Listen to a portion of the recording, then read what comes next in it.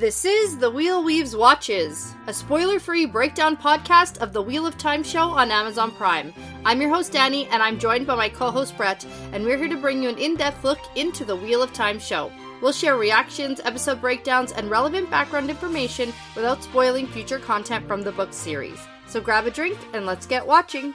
We'd like to thank and acknowledge our executive producers, Brandy and Kirkwood, Sean McGuire, Yanis, Albert Lorenzo, LightBlindedFool, Green Man, Deyvis Ferreira, Margaret, Big C, Bennett Williamson, Dylan C, Hannah Green, and Jamie Milligan. In this episode, we're talking about episode 6 of season 1. Yeah, episode 6 is The Flame of Tar Valon. Right, yeah, it's very Swan, Amerlin Seat-centric. Yeah, Aes Sedai-centric, Tar Valon. Yep. Or Tar Valon. It depends on how you say it. Yep. Depends on your accent in the show, I guess. Yeah.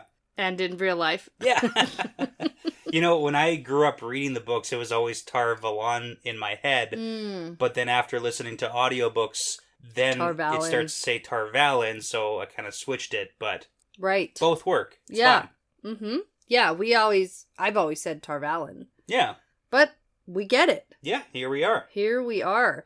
And we have some interesting background information about this episode in particular, because it was the last episode filmed before the COVID shutdown at the beginning of 2020. Yes. Which we can talk about at the end. Yeah. Because it affected the plot of the show. Maureen has a very good line at the very end when she's like, hey, nothing we do now is under our own control.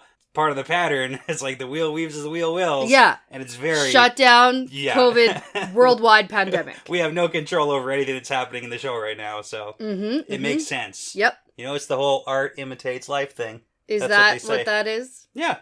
Or the opposite, right? The opposite works too. Life imitates art? Yeah.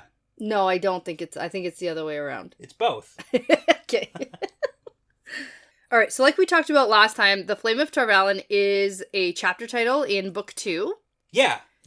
And we are going to open with a little bit of background. Now we're back to cold opens that feel more like a prologue. Gotcha, yeah. And I am for it. I like that. This one is really sweet. Like, it's pretty emotional. Yeah, I know. A little bit devastating. Yeah, it really gives us some history on this character who we haven't met yet. Yeah, but we're going to get to learn lots about her this episode.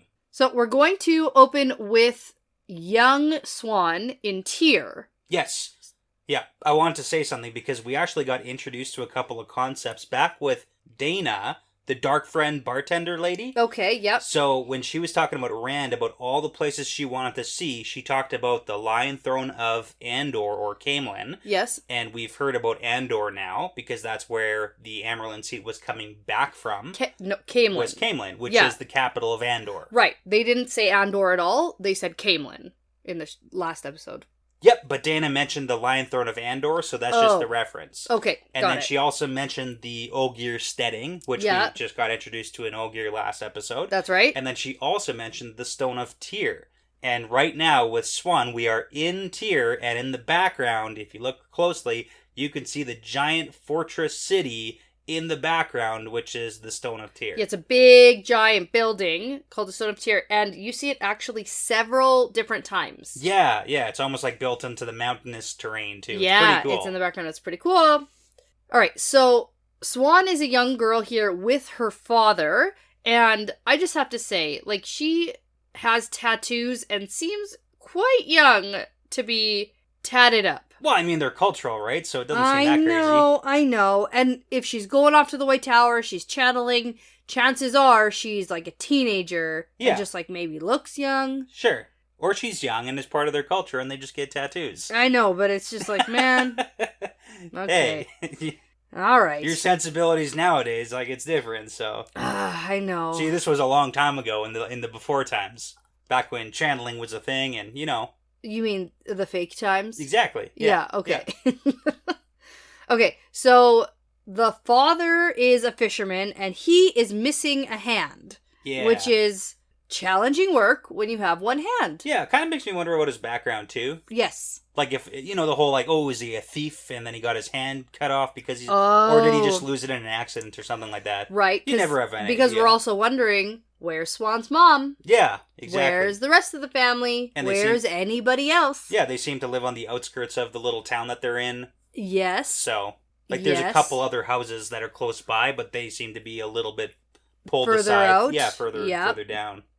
Now, they go out on their fishing boat, and we get that Dad is struggling to untie some knots, and so Swan uses her channeling powers to untangle the knots in the net. Yeah, and she couldn't do that last week, but, now she can. She's getting better. She's getting better, yep. And the father's like, oh no, don't do that. Yeah, well, and we can find out why pretty soon. Well. Yeah, don't do that because it's not safe. Channeling is evil here. Yes, apparently it's not safe really to be a channeler in and around here, which is kind of interesting as a concept that is not going to be as welcome everywhere in the world. That's true, which actually tracks from the books. Yeah, absolutely. Mm-hmm. Yeah. Now, after they're done fishing, they return to their home to find that it's been burned down, and if you missed it, there's a dragon's fang symbol. Yeah, like very faint. Yeah, it's like red on the burned door. Yeah, and I don't know if that was supposed to be like an intent. Did whoever burnt the house down, did they put that symbol there? Yep. Or is it just like a... No, that's intentional. That's the message. Yeah, gotcha. That's like, you're evil. Yeah, so therefore you need the dragon's fang because evil. Right. Now, it's interesting because I don't think that it's implied that she channeled on the boat, somebody saw it, and then burned the house down. No. Because she's like, nobody saw, don't worry. But this is obviously not the only instance of her channeling. For sure. And so maybe... This was like a planned thing because they're out on the boat and they're gone for a time. Yes, yeah. So whoever was doing this did it then because they're gone. Especially because she's like, I've been practicing. Yeah. And it's like, where and when. Yep, exactly. Right? So now we're going to get her being sent off in a boat to Tar Valon because it is not safe in Tyr for girls like her. Yeah, this is like the super heartbreaking part. It's really heartbreaking, and there's a lot of fish metaphors. There's a lot, and that is going to keep on for the entire episode. Yeah. I really do like it because Tyr seems to be like a fishing community. Yep. And there is a map of the world that we're in right now, and Tyr is on the southern edge of the map on the ocean. Okay. Yeah. So after that heartbreaking goodbye, the scene's going to end and we're going to get our title sequence. And then we're immediately going to open up our episode with a formal introduction to grown-up Amerlin Seat. Yeah, exactly. Swan Sanche. It's the good transition again. Yeah, it's a good one. Yeah.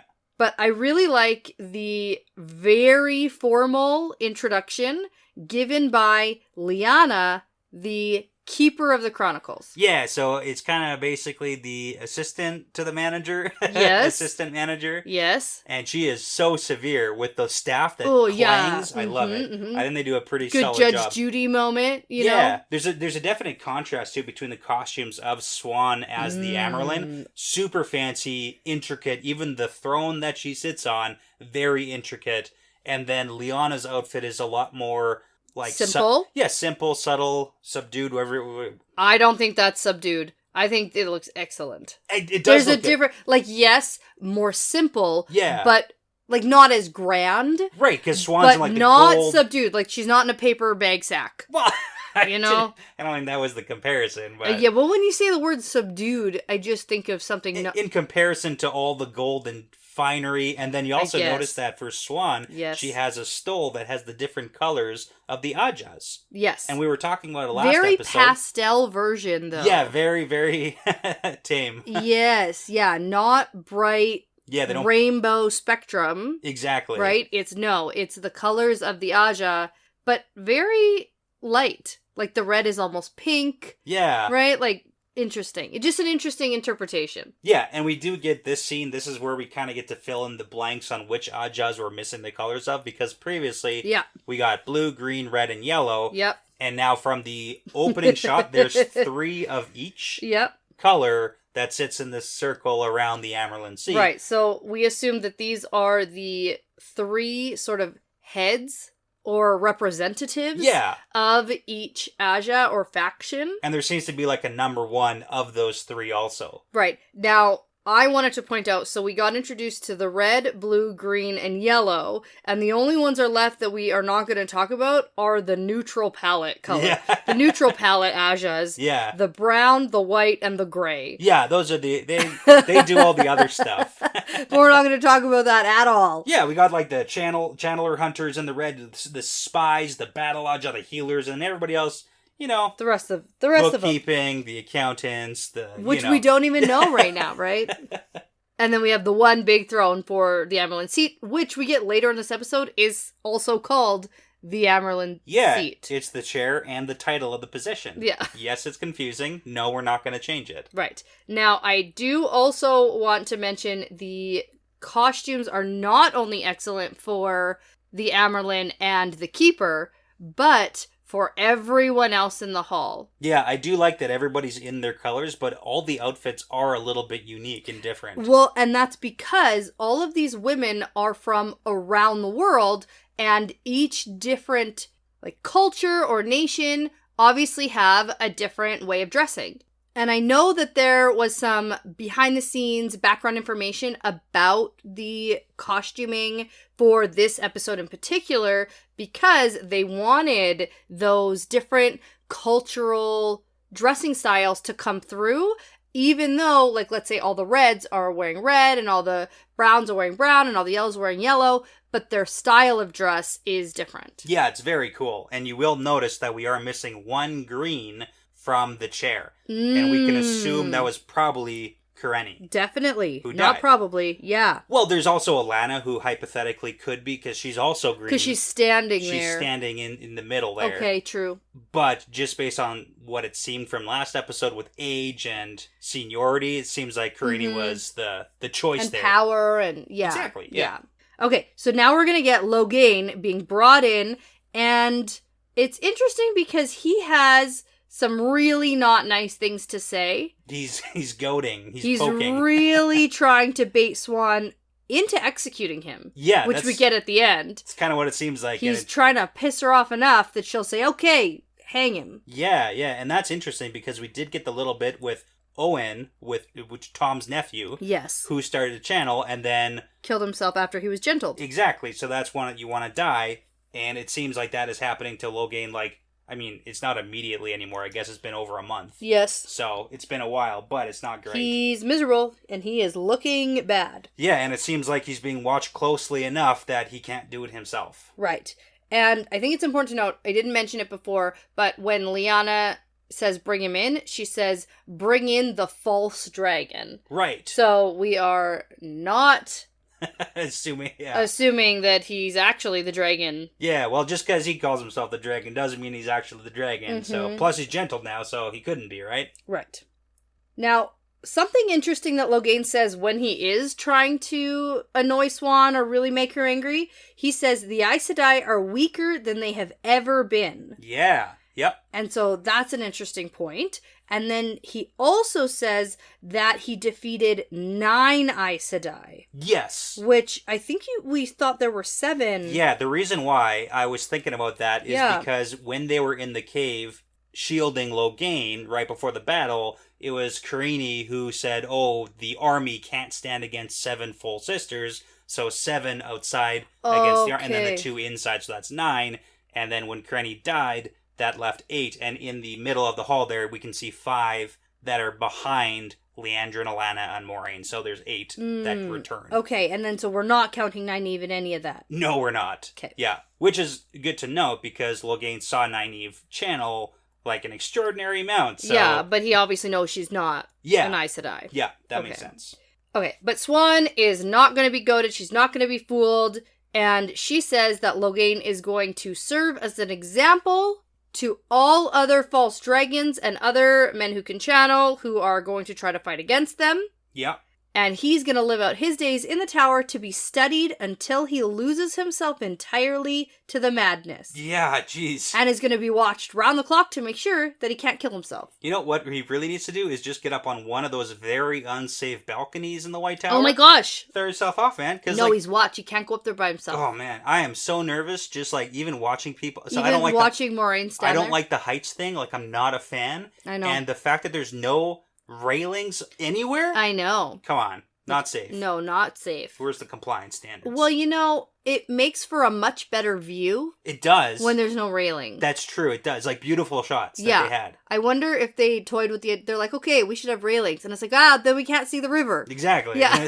We got to be able to see the river. Take them out. It's fine, right? Yeah. It's more dramatic. Right. I would never Here's go a question. There. Yeah. If you're an Aes Sedai and you fall, can you channel like air, like an air pillow at the bottom and catch yourself? It would have to be very fluffy, because even if you like made the air solid, you would just splat onto the air. You'd have to do some sort of water. Also splat if you jump from high enough into water. Well, then no one's jumping. You're falling. You're right. Yeah. Yeah, I don't think they could stop themselves. Otherwise, I would need to see Moiraine doing like a superhero jump off the White Tower and then awesome landing. Like make the air thick. Right, like jelly or something. Jelly air. Fall through the jelly air. If another Aes Sedai sees it, could they catch the other person in air? Well, I mean, you'd have to assume there's some level of like dexterity that the channeler would need to have, because you'd have to navigate your own weaves through the air to catch them and slow them down, right? I know. I just can't imagine that being a thing. Otherwise, because I want to see that then. We haven't seen it here, but in the books, you can pick people up. You can wrap them in air and pick them up. Yeah, but not like that. Not like that. Not anything you're imagining. But you can't do it to yourself. You can't pick yourself up with air. Right. But you can make air stairs and walk up them. Well, okay. Right? No, not necessarily. I think they could. I mean, not like anything you're describing, but I mean, maybe in the TV show. You know what? It's one of the... I'm not going to believe that's going to be a thing until I actually see it on screen. Mm-hmm. Okay. I don't think that what you're thinking... I don't think so. Okay, fair. Separate from the books a little bit, is what you're saying. There was no jumping off of buildings and catching yourself in jelly air. No, there's no jumping. I'm saying. Why do you keep saying jumping? No one's doing it on purpose. Okay. Anyways, we actually have things to talk about, not just hypotheticals. Logain would do it on purpose. Right, but he also can't channel. But then could the Aes Sedai catch him if he does? See? No. I'm just going to say no, they can't. Okay. Well, anyway, he's going to get dragged out of here, and he's just yelling, kill me, kill me, kill me. It's kind of sad. Oh, yeah. And I just love the acting performance. Like, he's really good. Yeah, it's good. Now, it's time for Liandrin, Alanna, and Moiraine to approach, and they are dressed the fanciest we've seen them. Does seem that way, They're looking good. Liandrin has her braids. Yep. Moiraine has her forehead thing. Little jewel. Has a name. Yep. Kisierra. That's the thing. And then Alanna, also looking great. She does have shoes on. Oh, so this time. It's more formal than previous. And she doesn't eat her snack until after. Exactly, but she does have a snack. Yeah, she doesn't eat it. She just holds it by her face. Is that the thing? Is that a persimmon? I don't know enough about persimmons. Yeah, okay. I don't know. They're in season, right? Okay. Well, now, Siuan is going to tell them that Logain deserved a fair trial, and Liandrin and Alanna both argue that they made the right choice because they all would have been killed. Yeah. In their approximation of the events. And I mean, they didn't. From what we saw, yeah, kind of did look like that. I do understand Siuan's argument. So she has to be the representative for all Aes Sedai, right? So I understand the rationale of her having to push back so that we don't spiral out of control on gentling men as soon as we find them. Yeah. And then using the excuse that they were just too strong. That's fair. I don't understand why the rest of the ladies, all the rest of the Aes Sedai who were there, get dismissed. I think if it's like leaders of an embassy or a convoy. I guess, but wouldn't we want like the testimonial of all of them being like, yes, this was necessary? Well, I mean, but that's the whole point, that it doesn't actually matter if it is necessary or not. Okay. And we also talked before about how maybe it wasn't necessary, but Liandrin might have, quote, slipped up. Yeah. Depends. I mean, I love Liandrin's facial expressions this entire... she's so funny. She does so much acting with just her face. Yeah, Kate Fleetwood. She's so goodness. Good. Yeah. Yeah. Of just I don't even know how to describe it. It's so good. Just knowing how she's feeling and just... She doesn't hide anything. No, she can't.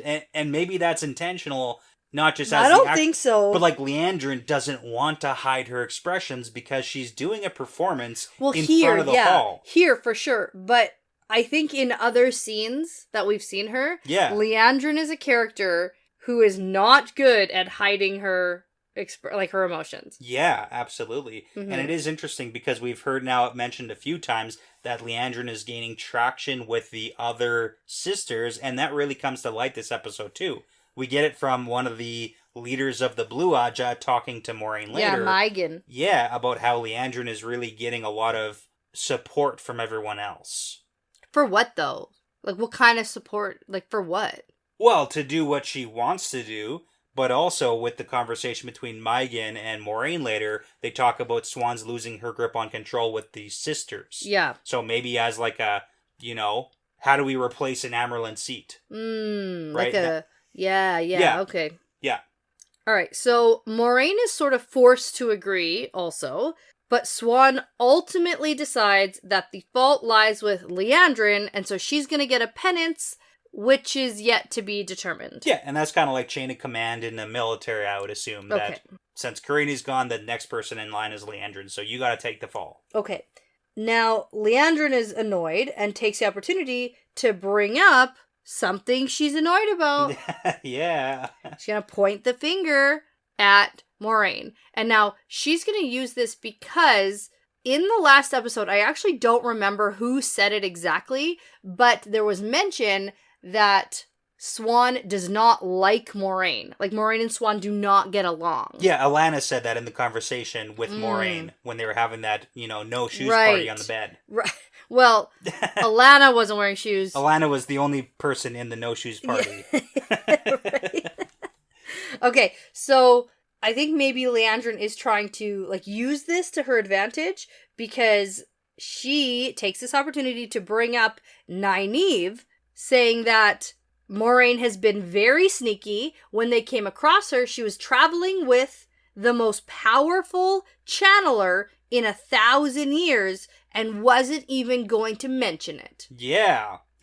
And then she calls out Moiraine for being on some secret mission for the last 20 years, flitting in and out of the tower. Yeah, and we know that blues are the secret agents, and Leandrin kind of calls that into play too. Yep. And then there's a very inappropriate suggestion that maybe Swan doesn't want to question Moiraine because Swan was raised from the blues. So it does seem like the Amyrlin seat isn't supposed to hold on to their old alliances within their own faction.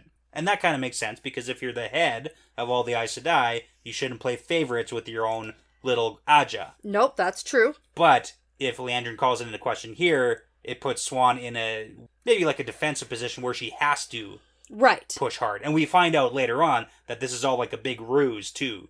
A little bit, yeah. Yeah, there's a whole bunch of levels going on here. Oh, for sure, which we'll get into. Yeah. But at the same time here, so Swan is going to question Moiraine about her travels, and Moiraine refuses to answer, and then she really gets yelled at.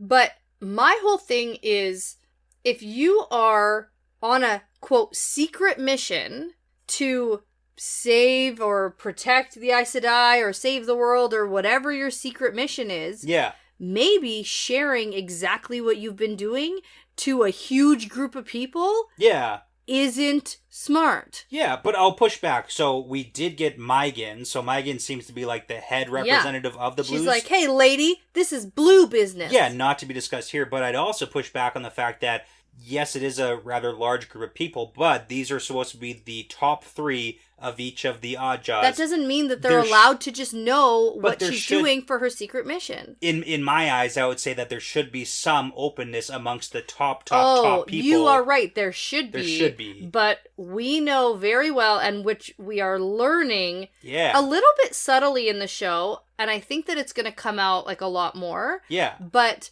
they don't trust each other. No, I mean, especially Lan, because he warns Moiraine, hey, this isn't as safe a place as it used to be. We're not safe in the White Tower. Yeah. And that sounds a little bit crazy, that an Aes Sedai isn't safe within the White Tower. Right. Well, and then all the gossip, and everybody has their own schemes and their plans, and no. It's the politicking. Yeah, right? And if she said, listen, telling you will disrupt my entire mission, sorry, I'll tell you when it's over. Yeah, except no, because you're not... because the Amerlin seat, you know? I know. She needs to know. I know, but I still...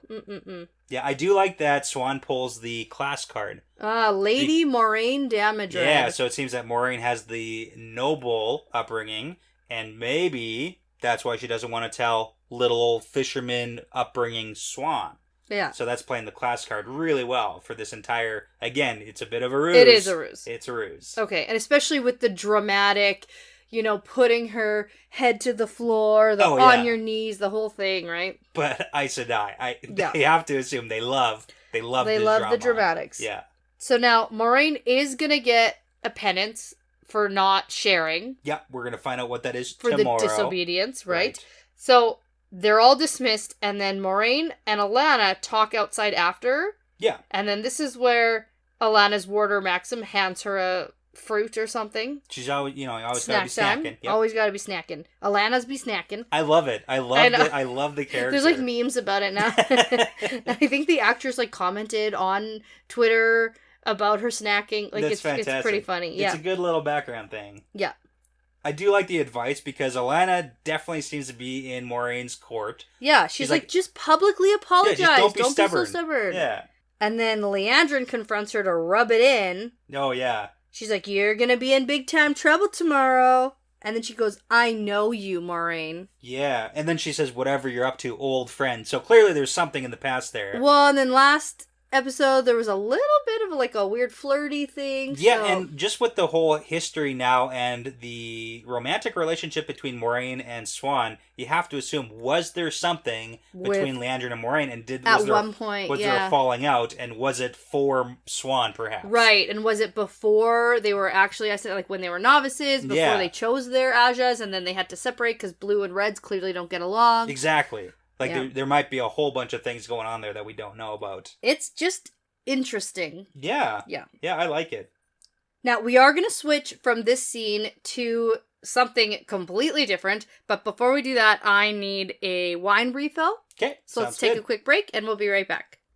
All right, so we're back and we are going to switch scenes completely. We're going to have Moraine having some tea on a balcony in the city. Yeah. What's it? High tea or something? Isn't that a thing that people do? High tea is a thing. Right. What she's doing is not high tea. It's not? I don't know enough about high tea. No, she's literally just sitting having some tea, waiting for Lan to come back. And intentionally not looking at what's happening in the background. Yeah. It's such a funny scene too. And just, if you're ever not sure, Moraine knows. Always. She knows. 100%. You gotta know. You gotta know that she knows. I know, but not because she's all-knowing, more just because nobody's actually as sneaky as they think they are. She's observant. Yeah. And she pays people for information from what it looks like. Yeah. Because we get a little hint that there's spy networks. Mm-hmm. Yep. Yeah, so when you got that Tar Valon money, you gotta use it to put it to good work. You know? Hey. There you go. Yeah.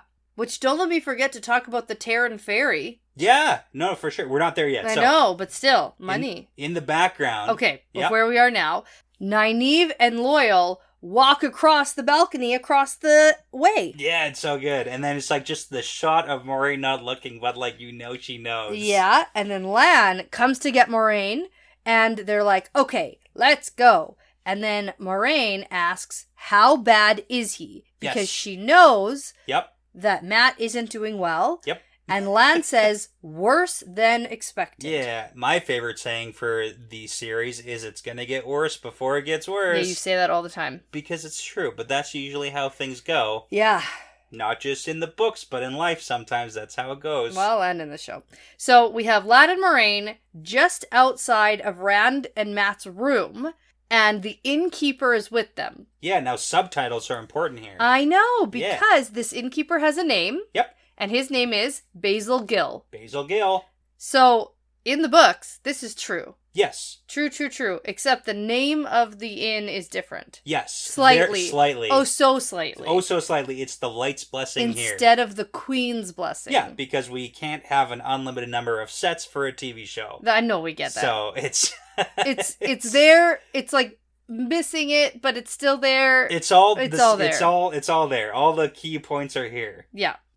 Anyways, Moraine is gonna tell Basil Gill, don't come up no matter what you hear. Yeah. Which is super ominous and weird and crazy. Yeah. And he's like, okay. You know what's also funny? Is that even from last episode, we got that Basil Gill is Tom's friend. Which also, it's... True to the books. Exactly. Yeah. Now, they enter, and Rand sits up and is like, Nynaeve, you're back already. No, it's not her. It is not. And then he's like, oh shit, how did you know we were here? I think this is my favorite scene of the episode. Really? It is. It is. We got a couple levels of things going on here, too. Yeah, and I've been really hard on the special effects. Sure. And this doesn't make me angry. Okay. I like this scene. I think the acting is great. Yeah. And I think that the special effects aren't wildly overdone. Yeah. So I really like the special effects in this scene because it brings out something from my childhood of watching the oil slick from Fern Gully. Oh. It brings up my nightmares of that movie as a child. And I get to relive the horror now as an adult. You know what? That movie scared the crap out of me. Yeah. So yeah. So that's how I feel about it. But what I really like about this, so there's a little bit of dialogue about, oh, Matt's sick, but hey, he hasn't channeled. He hasn't channeled, and it's not just like, oh, lighthearted, like how you're saying it. No, it's not. It's super intense, and Rand is just over the top worried for his buddy. Because Matt right away starts to antagonize Moiraine and is like, I know what you're doing here. I know what the Aes Sedai do to men like me. And then Rand draws his sword and puts himself between Matt and Moiraine. Yeah. And Lan isn't having that. Well, I love this scene because not only do you have the, like, almost heartwarming fact that Rand is willing to stand between an Aes Sedai and her warder, which is fairy tale levels of power. Yeah, he stands up to her. But also for the fact that the TV show doesn't try to do a thing where, like, Rand is suddenly good at fighting. No. Lan doesn't even draw his sword. No. He says, put it down, don't be an idiot. Disarms Rand and then, like, almost breaks his arm. Like, throws him down on the bed. Yeah. And it's perfect that Lan has no issues taking down Rand, and there's not, like, some sort of cheesy sword fight or something. It's very realistic of, like, Lan just takes him down, no problem. Yes. And then, of course, Moiraine's reaction when it comes to light, what's actually happening She, like, hisses at him. Yeah, well, he tries to stab her. Yeah. And again, this is like the dual personality thing coming out here. And let's talk about the quickness of Moraine's powers here. Because I think a lot of the other things we've seen, and even what we see later this episode where she channels to, make her portal to go to wherever she goes. It's all slow. It's so slow motion. Even to throw all of the bricks at the Trollocs in the first episode. Yeah. It took so much time to bring this weave and do this.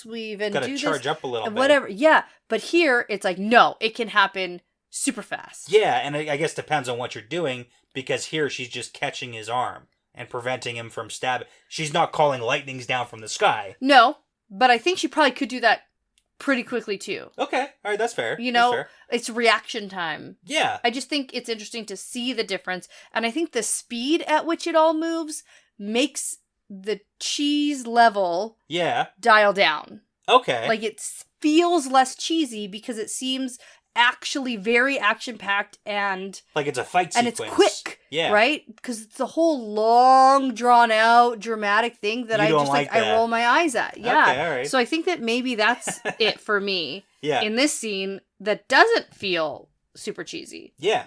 And then we get the entire scene where Moiraine basically pulls the shadowy darkness of Shatter Logoth out of Matt's mouth. Well, no, hold on. Yeah. First, you're like jumping way ahead. So she's going to notice that he has the ruby dagger. Yeah, and identifies it and as then something from. Is like, oh, you stupid boy. Yeah.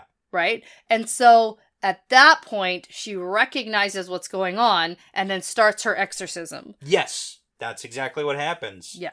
Now, I do want to know that after she pulls the darkness out of Matt, she puts it into the dagger and then lets it fall to the ground, and Lan covers it with a blanket. But we don't know what happens We don't know what happens to the dagger. Yeah. I'm assuming they didn't just leave it on the floor. Right. I'm assuming they put it somewhere. I know. But where is it? Yeah. I want to know. I know. That's the big cliffhanger, I think, for me in this episode. Where is it? Yeah. Did Lan pick it up and take it somewhere? Did he put it somewhere? Is there a safety deposit box we're storing this thing in? I doubt it. We're gonna dig a hole, throw it into the water? Like, what are we doing with it? Like, just over the side into the river? Yeah. I don't know. Don't know. Okay. That's the answer is we don't know. Okay. So then outside the room, Moraine and Rand have a bit of a conversation where Rand is now warming up to Moraine and is like, thank you for helping him. You didn't have to do that. And then she goes on this dramatic thing, and then it's funny because he says what we're all thinking. Yeah. You could just say you're welcome. Yeah, I do like the fact that as soon as she does the exorcism, the first thing she does is just turns and leaves. Yeah. It's like, I need fresh air. Yeah. Because especially it was covering her mouth and everything. Yeah. So she's gross. immediately like, I gotta tap out of here. Yeah. And what Rand does note is that she took on that evil. Yeah. For Matt. Yeah. Right? Very nice of her. And then this is where she says, I would do that for any of you. Yeah. We do get a little hint here that it doesn't seem like Matt can channel. No. Like maybe this was just the shadowy darkness from Shadow Logoth. But also, Moraine mentions that he is stronger than he has the right to be, and it should have killed him a long time ago. So we don't really know what that's all about. Yeah, but she also says he can't touch it ever again or he may be lost forever. That feels so ominous. Yeah, it's like, where is the dagger? Where's the dagger? Because that really feels like some foreshadowing shit. Like, yeah, a little bit. He's going to touch it again. Yeah, he's for sure gonna. He's for sure. Oh, God. I'm not even in. I want the dagger too. Like, you know. Gosh. Okay. Yeah. Now, Nynaeve and Loyal show up, and then Moraine and Nynaeve have a big showdown. Yeah. Which is just so typical. Nynaeve is just so good at hating Moraine. I feel like Moraine also lets her get away with a lot. Like, she does until, like, she goes a little bit too far, which is not telling Moraine about the sickness that Matt's going through. Yes, because Nynaeve is like, what are you doing here? And then Moraine calls out Nynaeve for almost getting Matt killed for not getting him any help. And she says, if wisdom is the title you claim, I suggest you start using some. Yeah, and then she drops her mic and then she leaves. Literally just walks just away. Leaves. Yeah, that's her move. It does seem like that rattles Nynaeve just a little bit. Well, but not enough to not have her back up for like the next couple of scenes. No, if anything, that makes her like even more angry. Yeah, I know. Oh, okay. Especially because she didn't witness it. That's true. I think if Nynaeve might have witnessed what had happened, because Rand came around pretty quickly. Because he literally just drew his sword at her. Yeah.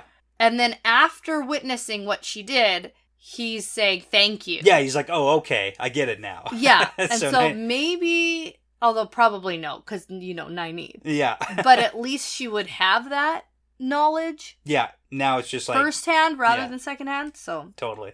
Now, it's interesting because I feel like Moraine is in almost every single scene in this episode. Oh, yeah. Well, it's the Flame of Tar Valon, you know? Seriously. Okay, so now Moraine is in a sauna, relaxing, and Milligan comes up and is like, can't we just, like, meet in a normal place? Yeah. And she's like, no. I've been away from the tower and I haven't had nice saunas. You don't even know the lukewarm baths I had to sit in the Two Rivers. It was not relaxing. I had to heat up my own bathwater. Ugh, it was the worst. And if anyone didn't catch it, this is Milligan, who's the same Blue from the hall, who stood up and was like, no, this is Blue business. Yeah. This is the same person. Okay, so Milligan tells Moraine that it seems like Swan is losing her grip of control because there's odd alliances forming in the tower. And we get, like, rumors. And there's all sorts of stuff going on around the world. Yeah, got a list here. So we have ships going missing off the west coast. Which Milligan says she needs to go investigate herself. Yes, which is why she wants Moraine to stay in the tower now going forward. We've also got Aiel spotted this side of the Spine of the World.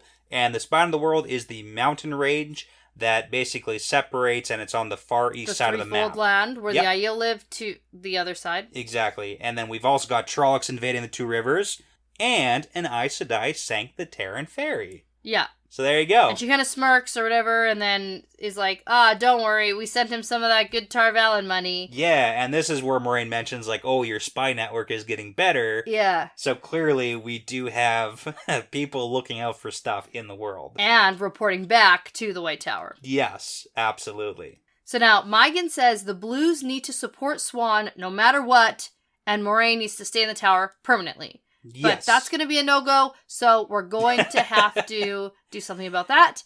But before we can, we're going to notice a little yellow feather or like flowers, dried flowers or some something? sort of secret message, clearly. Uh-huh. It's not like a note. No, it was delivered in her towel. Yes, yeah. And it's a yellow, I think it's dried flowers. It looks like that. Which is the message. Right. To go to the yellow quarters? It looks like the quarters of them. I love. It's pretty cool. It is beautiful. If I was gonna live anywhere in the tower, it's there with all the plants and the windows and... Yeah. That's a nice place. Yeah, not like Maureen's room, which we're going to see later on. Oh, yeah. Which is barren. Yeah. There's nothing there. No.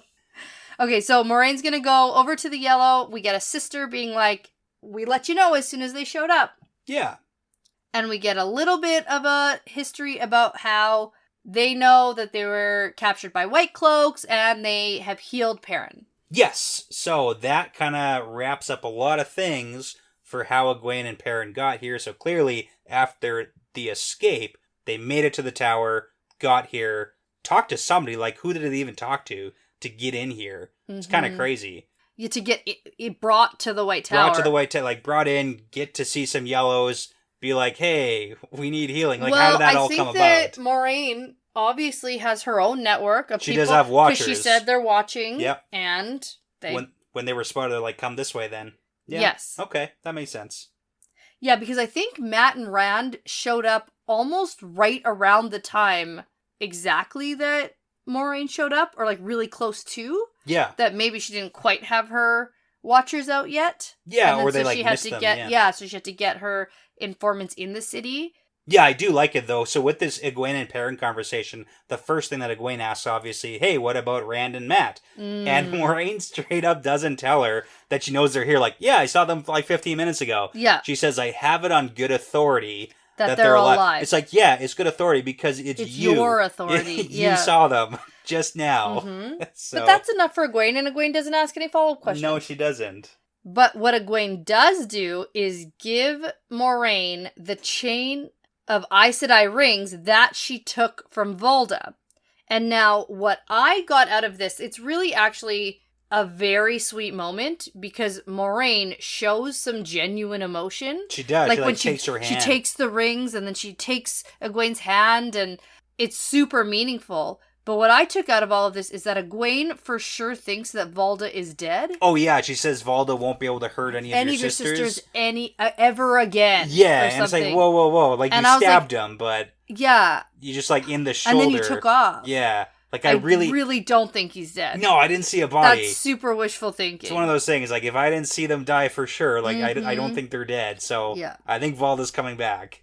And I think this is where we can officially end the question about what happens to Perrin's bite on his leg.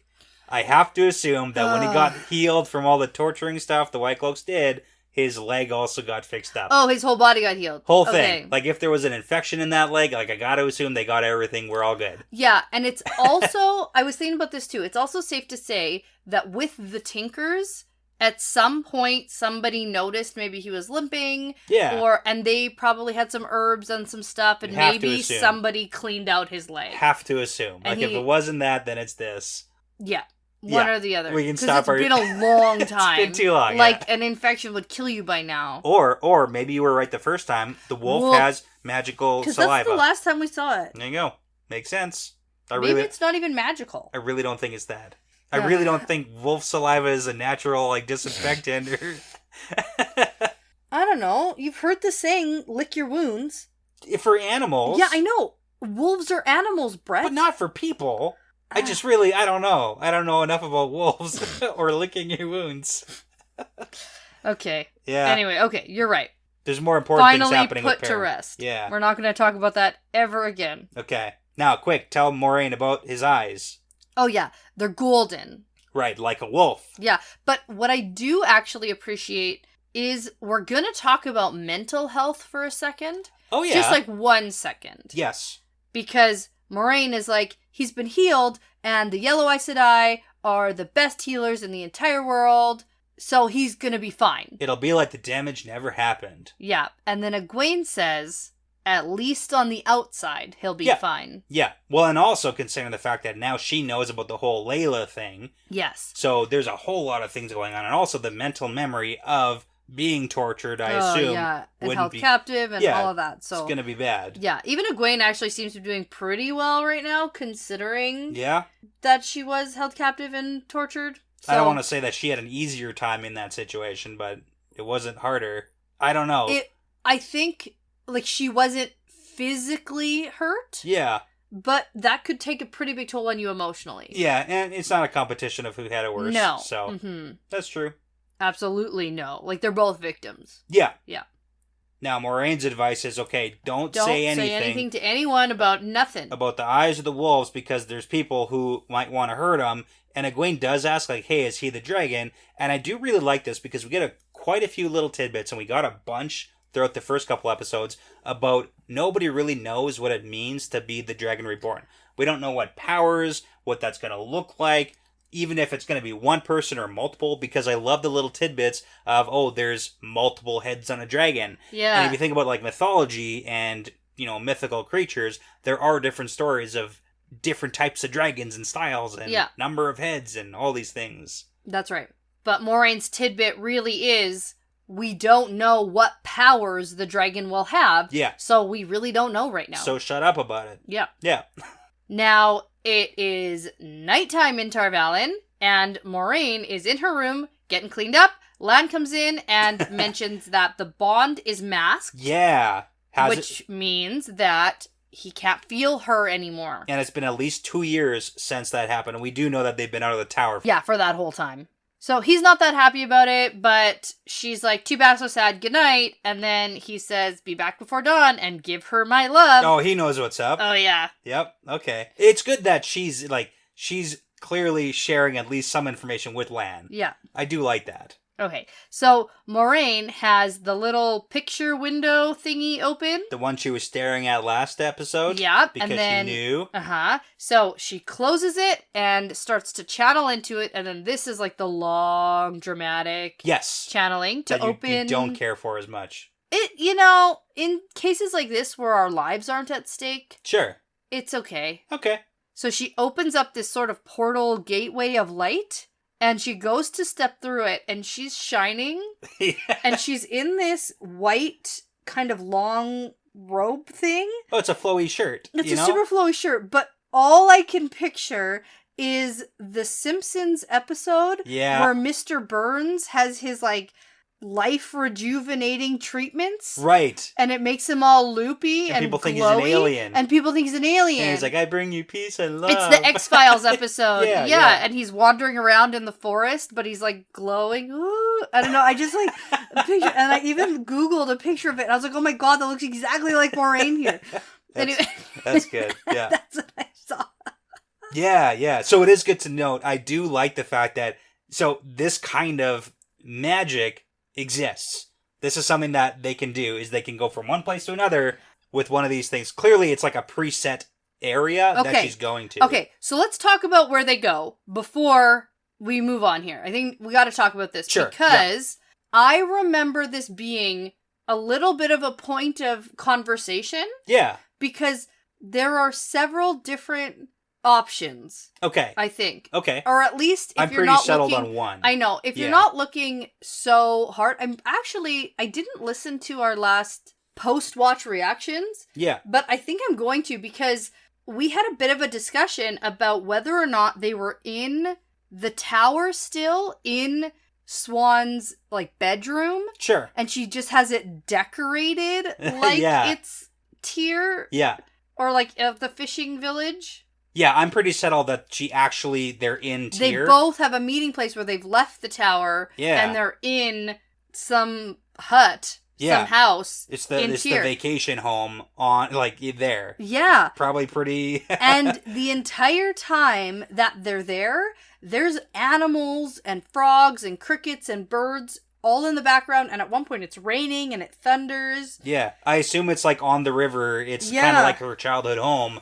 Like, it's not probably that same location. Yeah. But I bet it's somewhere close by, or somewhere like that, that's super remote, that they have like this little getaway place where they can go to. Yeah. And that's why it seems like this little painting on the wall is like a preset area that she can travel to and go through to get to. I don't know about preset. I think that it's one of those things that, like, if you think about it, you can go there.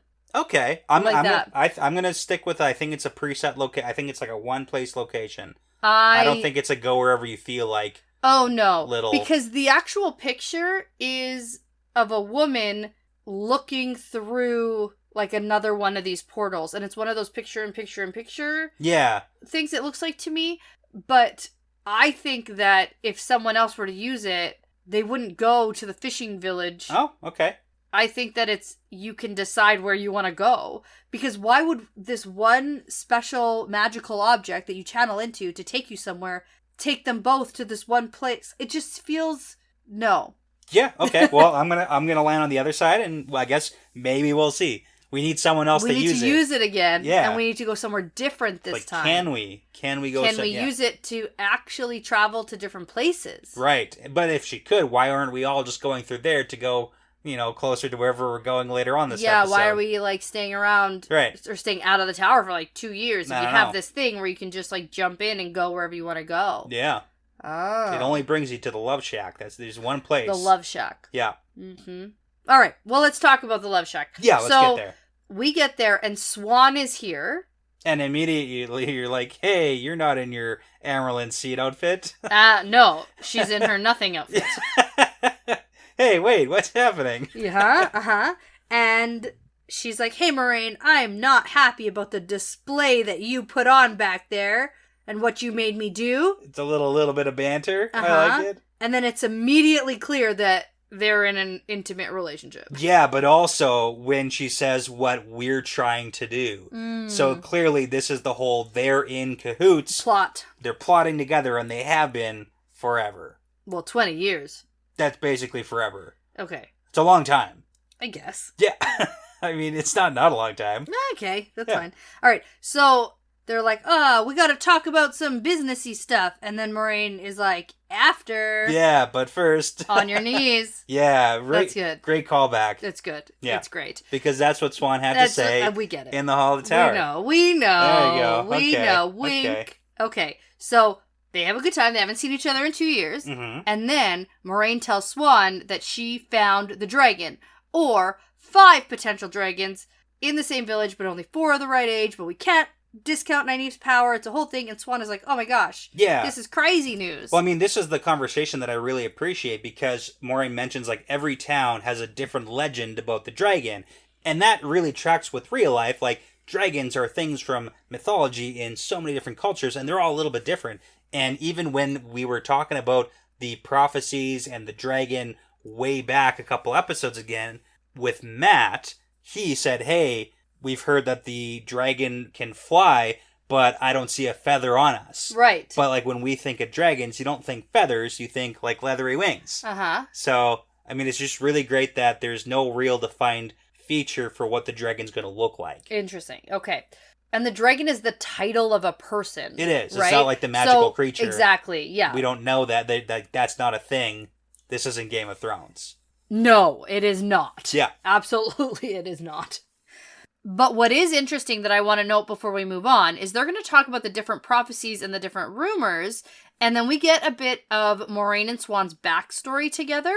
Yeah. Because we hear that they were both in the room when a woman named Gutara had a vision of a baby being born. Yes. And now Moraine told this very dramatic story of a woman whose eyes were so white that she could not see and whatever. But she could see everything. Yes, exactly. And so she already told that story about how she heard a prophecy of the dragon being born 20 years ago, and turns out Swan was also there. So that's why they're on this mission to find the dragon together. And Moraine suggests, hey, let's bring other people in on this. And Swan says, no. We're going to get stilled, which is the female equivalent of gentling. That's right. So.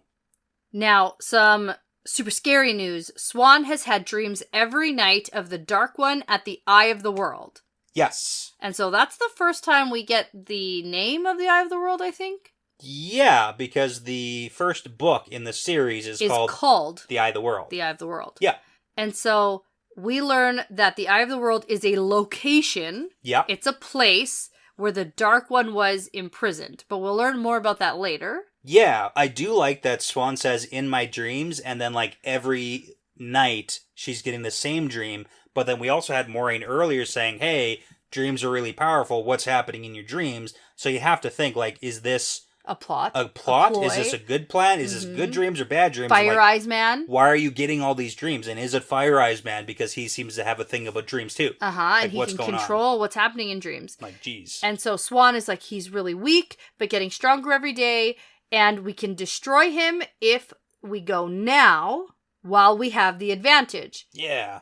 And then this is where Maureen is like, okay, tomorrow you have to sentence me to exile. Shoot. Because Megan has ordered me to stay in the tower. Yes. So now this is like that plot. This is more of the plot. And then that's where their lovely scene is going to come to an end because they're quite sad that they're not going to get more time together after all this time apart. And who knows the next time they're going to get to see each other again. Especially if she's not allowed to come back. If she's exiled. Jeez. Right. But the ambulance can leave. That's true.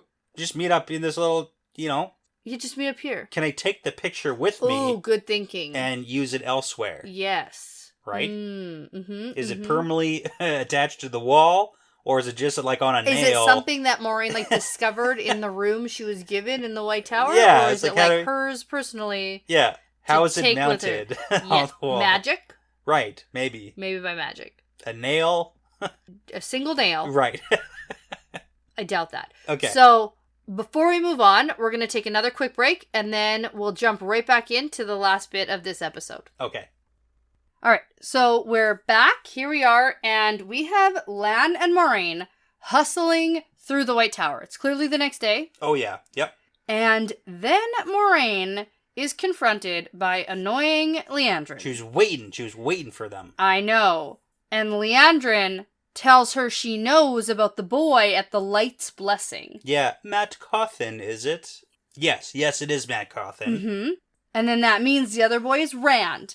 And they're also from the Two Rivers, like Nynaeve. Mm-hmm. And Leandrin also knows about the two strangers being healed by the Yellows. And she says, what a strange connection all of that is. Everybody from the Two Rivers, what would the Amerlin think about that? Mm-hmm. And this just goes to show that, yes, Maureen has her network of spies. Yep. But so does everybody else. Yeah, I know, everybody has it. So I do love Maureen's facial expressions here because the wheels are turning. And I love that she goes immediately on the offensive. She doesn't even stop. She doesn't have a minute to think. She doesn't have a minute to talk. She's not going to try to be sneaky or silent or ignoring. Yeah. She just goes in. And she knows she's had this locked and loaded forever as ammo to use when the situation called for it. And this is the situation. This is it. This is the time to use your information. And you can tell right away that Leandrin... It works. ...is thrown way off guard. Oh, yeah. So Maureen says, I know about the man you meet in North Harbor. Now walk away or I'll tell the other Red Sisters where he lives, and you know what they'll do to him. Packed with information. So much information. So much speculation we have to do about this. Yeah, so first off, just for the geography of Tar Valon, it's an island city that has a river that splits and goes around both sides. There's a harbor at the north end and the south end. So you have North Harbor and South Harbor. Mm-hmm. That's why she says that. So there's a man that she meets in North Harbor. And are we assuming that this guy's like a channeler or something? I don't know. Yeah, because you know what the Red Sisters will do to him. Exactly. Like what? I don't know. It's crazy. And why Leandrin? Kill him? Leandrin, the person who hates men, from what it sounds like. And channelers. And people who abuse the power. Yes. Men aren't supposed to and it's such a little sprinkled in tidbit about kind of this side character that we just leave right away to go do something else crazy. Yeah. And it's really easy to just brush over this. Oh, yeah. But we gotta... Don't forget. It's almost like one of those don't forget. It's like we're gonna talk about this in season 2 probably at some point. Oh, I hope so. You gotta bring it back at some point, right? Mm-hmm. But she says, walk away. And then Leandrin walks away. does her thing where you can tell exactly what she's thinking. Yeah, she's like, whoa! Yeah. Yeah, she needs to work on her eye calm. Right.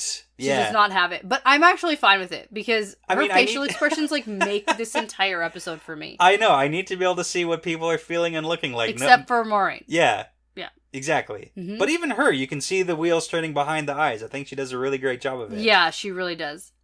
Now, Maureen just turns on her heel and continues to walk. And her and Lan go out into the unsafe balcony area. Right, yes. And meet with Loyal. Yeah. Because they need his help. Yes. And what's really interesting here is this scene is so short, and I'm pretty sure that at some point, either in a trailer or in some sort of promotion for season 1, there's more to this scene. Yeah, I think so. That was showed, and it was cut down for time. Yeah, I think so. I think you're right about that. So it's either a deleted scene or there's something there where it was longer, and they're like looking at the map for longer, and it's like this whole thing. Yeah, but that's the whole Loyal can go on and on and on and yes, on and yeah. on. Yeah. Yeah, and I will mention that Moraine's greeting to him is glory to the builders. And before, when she saw him with Nynaeve, she gave him a head nod and said builder. So that's just like a title for... yes, because Ogiers are excellent builders. Yeah, it turns out. So that's a shame, because I would have liked to see more Loyal. For sure. I'll take all the deleted scenes. Yeah. So now we're going to scene change to Moraine in the hall of the tower, but it's empty. Yeah. And she has Egwene there as her guest. And they're talking about the Amyrlin seat as both the throne and the title, and that the Amyrlin has requested a meeting with her. Yeah. Yep. I like this one. Now, Lan and Nynaeve are going to enter, having a super casual conversation, and Egwene gets her reunion with Nynaeve because the last time they saw each other was when Nynaeve was being dragged off by the Trolloc. Yeah. And she's like, oh my god, I thought you were dead. And it doesn't seem like at any point Moraine was like, yo, she's not dead. No, she's got her flair for the dramatic. She's actually been with me this whole time. The entire time. And remember when you asked about Matt and Rand? Yep. Didn't ask about Nynaeve, no, did she you? didn't. No. Jeez. No, because she thought, like, why would she ask Moraine about Nynaeve? Like, by any chance. Yeah. Mm-hmm. So. Anyway. Now, this is the funniest line in the episode, I think. Oh, 100%. Yes. Because Nynaeve is super snarky, as always. Especially now after that whole wisdom be wise comment. Oh, yeah. And so Moraine is like, you gotta come now because the Amyrlin has requested your presence.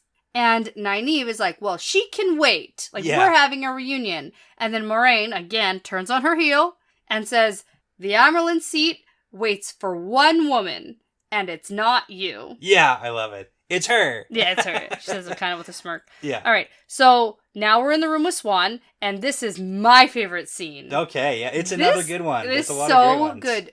Mainly because the acting for the characters of Egwene and Nynaeve are so exactly on point. Oh, yeah, for like who they are in the books. For who they are in the books. Like, absolutely. Exactly point perfect. The personalities are, exact. On point. So, Egwene, Nynaeve, and Moraine enter, and Swan is there sitting in the room, and Egwene is following Moraine's lead on everything. Yeah, so like the bow, yes. the being very polite. Yes, and Nynaeve is not. Opposite. And she just stands there stoic. Yeah, no bowing, and just like stare aggressively. Angry. Not just stoic, like, just always angry. Yeah. So then Swan says, I've been told you're the most powerful channeler we've seen in 1,000 years. Yeah, And Egwene's like, shoulders go back, her head goes up, she kind of does a smirk. Yeah, and it's it's like the top of the class, like the... Yes, the Hermione. Exactly. Yes.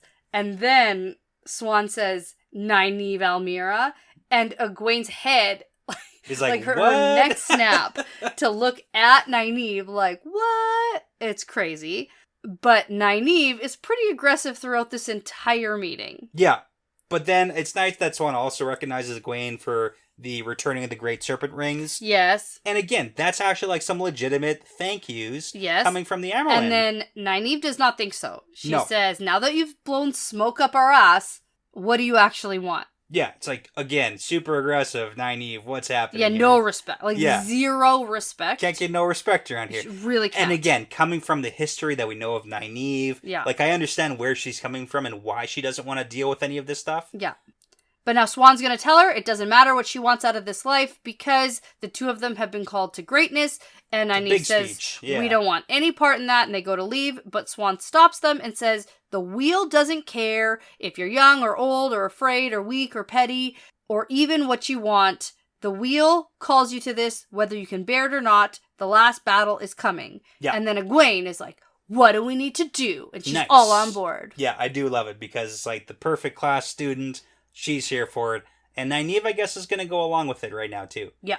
I do like the way we can kind of view Egwene, too, because we talked about her in the mentality of having different mentors. At first it was Nynaeve, and then it switched to Moiraine, and here it's a little bit switching even to Swan because she's the most powerful person here. Yeah. But then she's gotten like this trifecta of all her mentors that she's had are all in the same room together, and who does she follow? Does she go with Nynaeve if she storms out? Yeah. Does she stay? I don't know. Yeah. It's a tough position to be in for her. Uh-huh.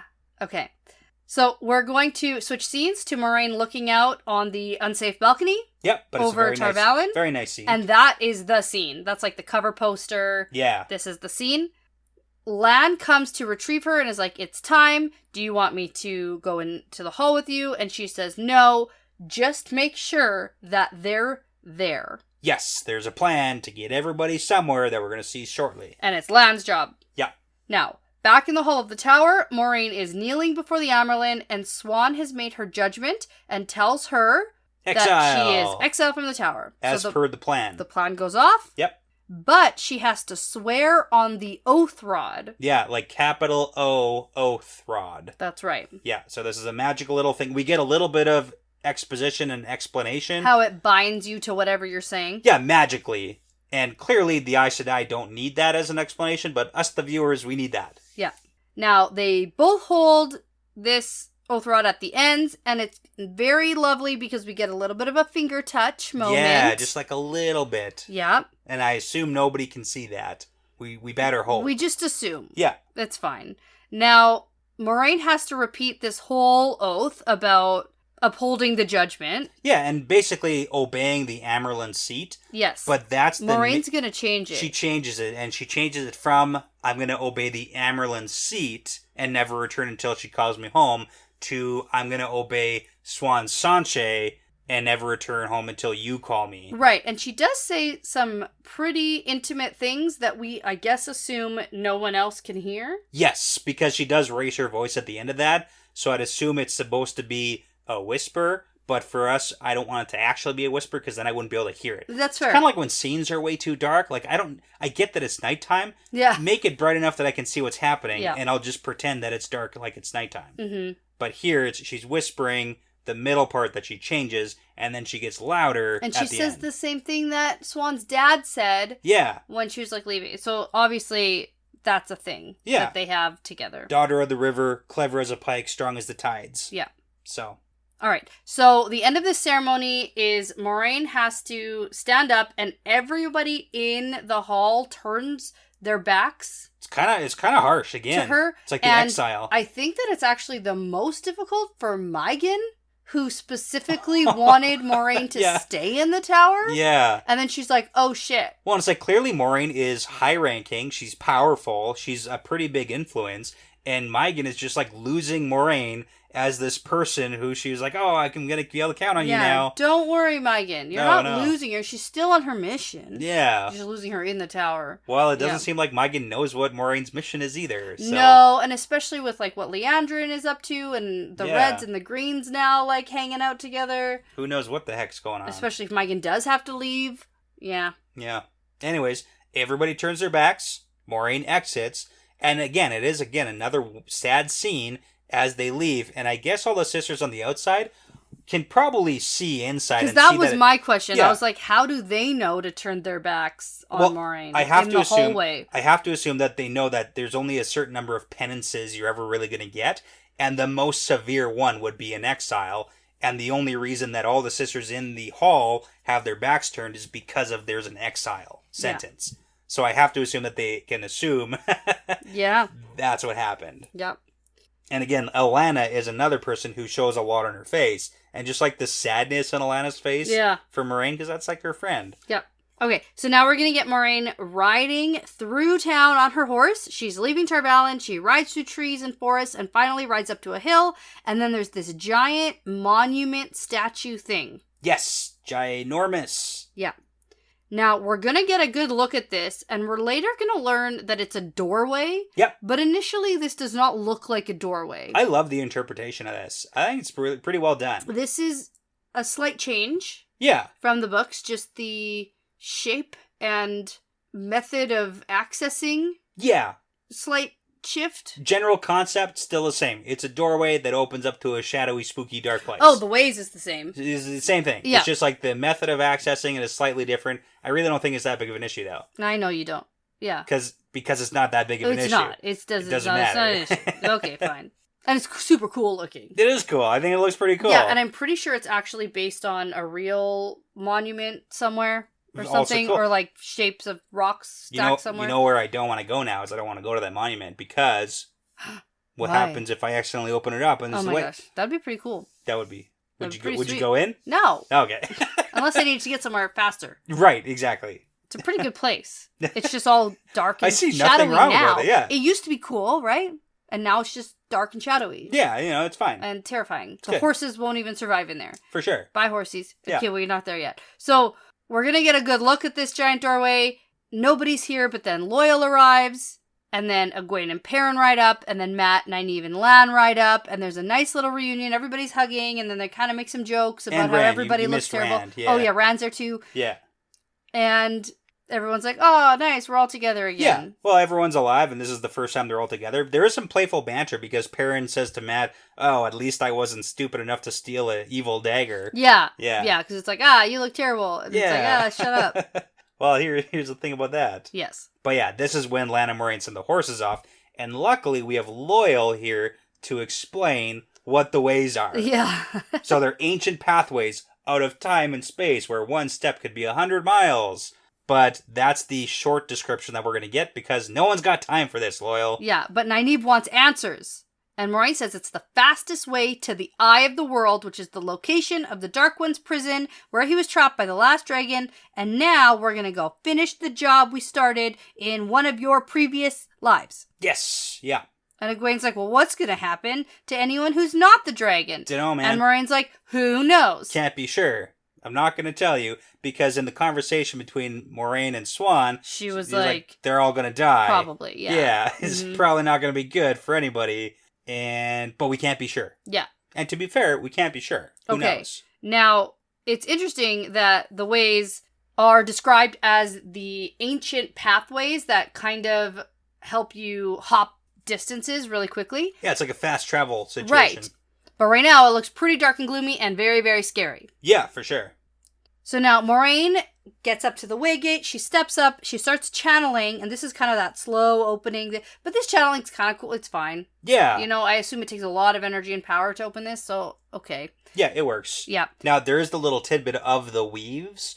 Because in the books, you have the waygates. And there's a little trefoil leaf, like a 3-leafed leaf. Yep. And the weaves actually form that shape that Moraine is using. Around her, yes. Around her, yeah. Yeah, that is neat. It's a cool little homage. Yeah. Homage. Yep.